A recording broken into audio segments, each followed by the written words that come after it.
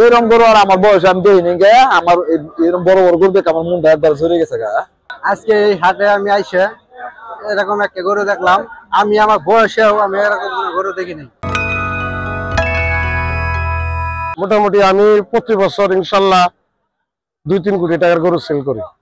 এবছরও আশা করি 3 কোটি টাকার উপরে ইনশাল্লাহ গরু সেল করবে। কারণ বর্তমানে ধরেন এই বাজার আজকে মানে বাজার দেখার জন্য আজকে কিছু গরু মানে আকর্ষণের জন্য নিয়েছে আর কি, বিক্রি করার জন্য। বাড়ির থেকে অলরেডি ফার্ম থেকে আমার বিক্রি হয়েছে, কিছু গরু আমার সেল হয়েছে, ঢাকায় পাটি কিছু চিটাঙ্গে পাটি কাছে সেল হয়েছে। তবে ইনশাল্লাহ যদি ইন্ডিয়া থেকে যদি বাইরে থেকে গরু যদি না আসে তাহলে আমরা ইনশাল্লাহ ন্যায্য মূল্য এবার পাবো আশা করতেছি। ওয়ালটন আবারও মিলিয়নিয়ার অফারে ওয়ালটন ফ্রিজ কিনে আপনিও হয়ে যেতে পারেন মিলিয়নিয়ার।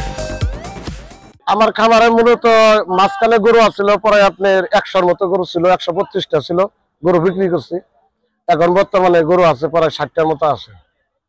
60টার ভিতরে অলরেডি আরো 5টা অলরেডি কালকে রাত্রে বুকিং হয়েছে, আর 55টা গরু বর্তমানে আছে ফার্মে।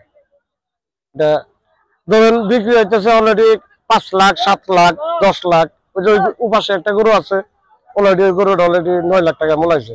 এটা আপনি 1100 কেজি ওয়াট। তো বর্তমানে 1100 কেজি একটা ঢাকা একটা বড় একটা গরুর দাম 20 লাখ টাকা সব। আমরা তো ওই অত দূর দাম গরু বিক্রি করবো না। আমরা ন্যায্য দামে চাচ্ছি, যে আমরা ন্যায্য মূল্যে গরু এবারে বিক্রি করার জন্য চাচ্ছি।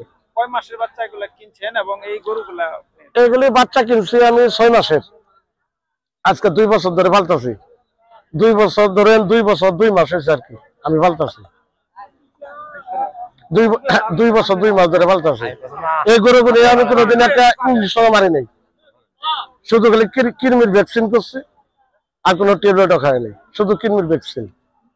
আর বুট, সোনা বুট, তারপরে আপনার ভুসি, গম, ভুট্টা, আইসপালিশ, এই গরুগুলি এইগুলি খাওয়াইছে। কি কি জাত আপনার আছে? আছে আমার যে সাইওয়াল আছে, গির আছে, তারপরে আপনার বাংলাদেশে বাহামা করস বাহামা আছে, তারপরে ফেলাকবি আছে।